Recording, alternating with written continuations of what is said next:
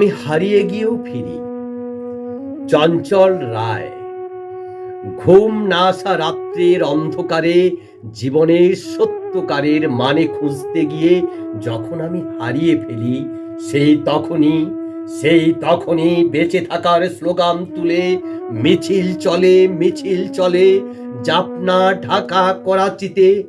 কিংবা এমন তো হয়, কোনো এক সদ্য পরিচিতার চোখে চোখ রাখার নির্লজ্জ উদ্দেশ্যহীন ব্যস্ততা মাঝে মাঝে আমাকে দখল করে।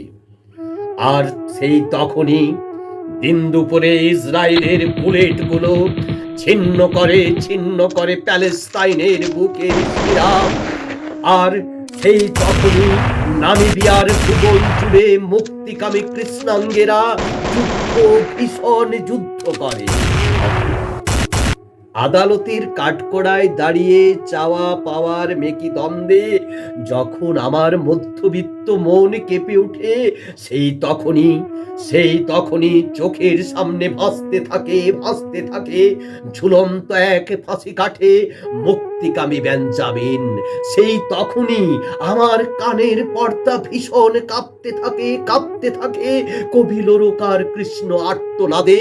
সেই তখনই নেলসন ম্যান্ডেলারা হাসতে থাকে আফ্রিকার ওই অন্ধকার কূপে।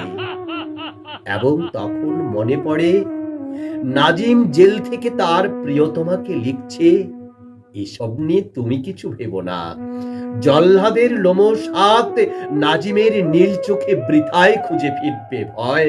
এবং তখন আমার দেহ মনে অনুভূত এক তীব্র জ্বালা, অদৃশ্য শৃঙ্খলগুলো চকিতে ঝনঝন করে উঠে। সত্য পরিচিতার চোখকে মনে হয় বিজ্ঞাপনীয় চমক।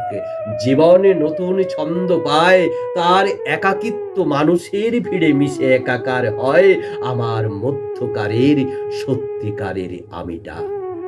সেই তখনই আবার জাগে, গান গায়, মানুষের গান, বাঁচার গান,